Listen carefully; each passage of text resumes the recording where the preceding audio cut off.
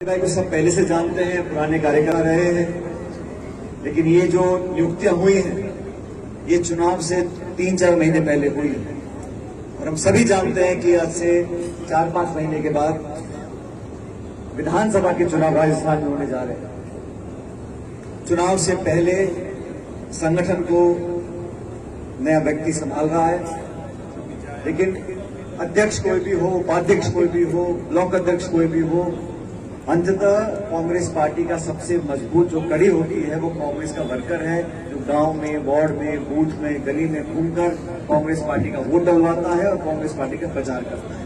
तो हम सब लोगों को आज इनके हाथों को मजबूत करना है। जैसा रामविलास जी ने कहा, बिल्कुल सही कहा कि बहुत जल्द जिला कांग्रेस कमेटी का गठन अध्यक्ष जी को करना चाहिए।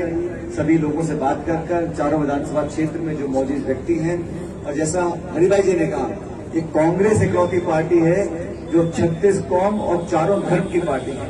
ये वो दल है, वो संगठन है जो 130 साल से सब लोगों को साथ लेकर चला है और साथ लेकर चलकर दिखाया भी है। देश में जो आज हालात बने हैं हमसे छिपे नहीं हुए। आज संसद में क्या हो रहा है हम सब जानते हैं। आज मणिपुर में क्या घटना घटी, 3 महीने से जो अराजकता में फैली हुई है वो छिपी किसी से नहीं हुई। मैं कल यूथ कांग्रेस का राष्ट्रीय अधिवेशन था बेंगलोर में, कर्नाटक में, मैं वहां पे गया था। मैं बहुत लोगों से मैंने बात करी और सब इस बात से चिंतित हैं, खासकर जो नौजवान हमारे देश के हैं। इस देश में, हिंदुस्तान के अंदर 9 साल से सरकार जो बनी हुई है वो किस विचारधारा का प्रतीक है। मणिपुर में अगर सरकार किसी और पार्टी की होती तो आप समझ सकते हैं वहां क्या परिणाम आता।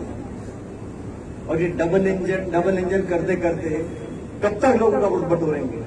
आज भी प्रधानमंत्री जी आए थे राजस्थान में, आरोप लगाना, अपने वैचारिक विरोधियों को लांछन लगाना, सरकारी एजेंसीज का दुरुपयोग करना, विपक्ष में जो भी हो उस सब पर इनकम टैक्स, सीबीआई, ईडी, छापे, नोटिस, रेड सब करा दो बदनाम करने के लिए।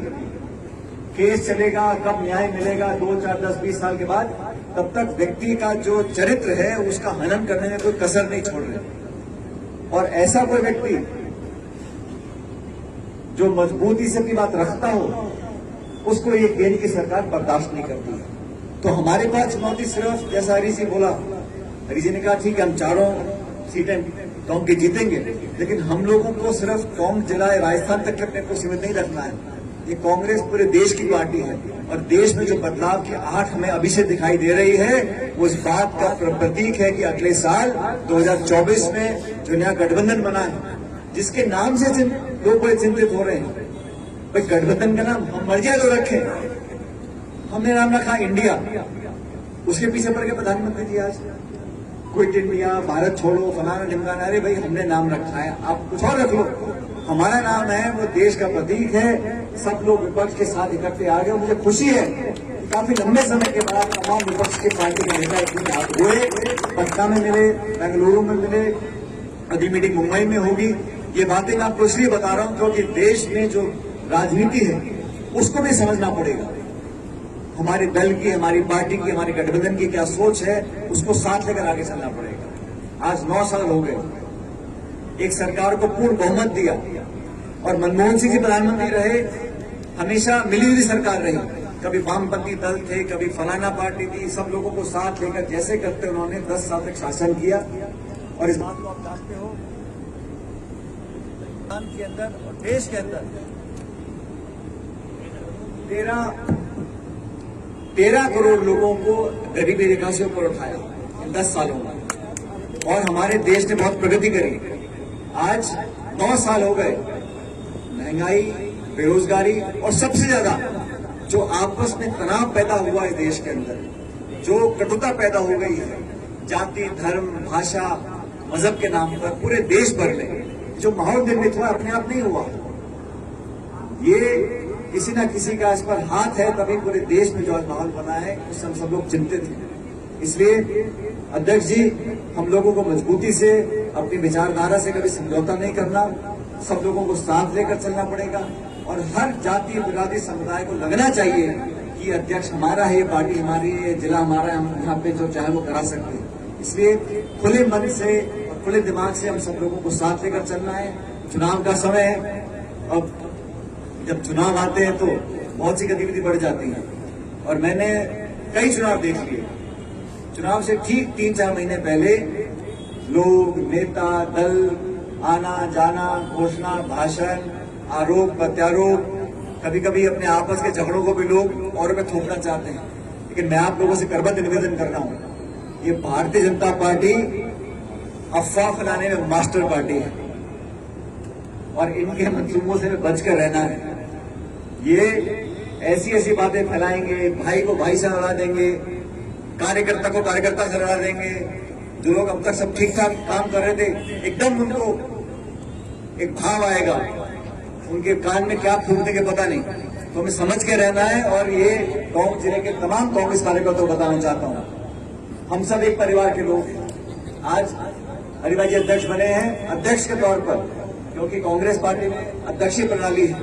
आप अध्यक्ष के तौर पर हम सब बैठे, 3 तो विधायक कांग्रेस के, बाकी तमाम नम नेता बैठे हैं। जो भी आपको ठीक लगे अध्यक्ष जी, आप हम सब लोगों को बताएं। उन सारे जो आप काम बताओगे सबको मिलकर हम काम को पूरा करेंगे। मैं आपको आश्वासन देना चाहता हूँ। प्रधान जी, हरीश जी हैं, गोपालपुर वाली सीट के बारे में हरीश जी बोल रहे थे आप कि वो एक सीट रह गई है। सब यहाँ मेरी बातें सुन रहे हो। दिसंबर के महीने में मालपुरा भी जीतनी है और चारों के चारों हम सीट जीते जाए और उसे तो रिकॉर्ड पहले से बेहतर करना है। हम 3 जीते थे, अगली बार 4 सीट जीत कर जाएंगे। और पार्टी, ये बात सच है, पार्टी सर्वे करवा रही है अपने तरीके से और अखिल भारतीय कांग्रेस कमेटी में भी, चाहे राहुल जी हो, सोनिया जी हो, खड़गे साहब हो, प्रियंका जी हो, ये सब पार्टी के हित में जो होगा वो निर्णय लेंगे और जिसको भी पार्टी अपना उम्मीदवार बनाकर चुनाव में उतारे, उस व्यक्ति को जिताकर हम भेजें, तब तो हमें लगेगा हम अपना काम कर रहे हैं। इसलिए इन बातों को मैं इसलिए बार बार आपके बीच में कहता हूं, क्योंकि चुनाव आते आते बहुत से लोग बहुत सी बातें करेंगे। हम सब मिलकर काम करें। बहुत काम हम लोगों ने किया है, टोंक में हुआ है, प्रदेश में हुआ है और हमारी सरकारों ने सचमुच धरातल बजाकर काम किया है। भाजपा की केंद्र की सरकार है, सिलेंडर 1200 का बिक रहा है, कोई पूछने वाला नहीं है, कोई पूछने वाला नहीं है।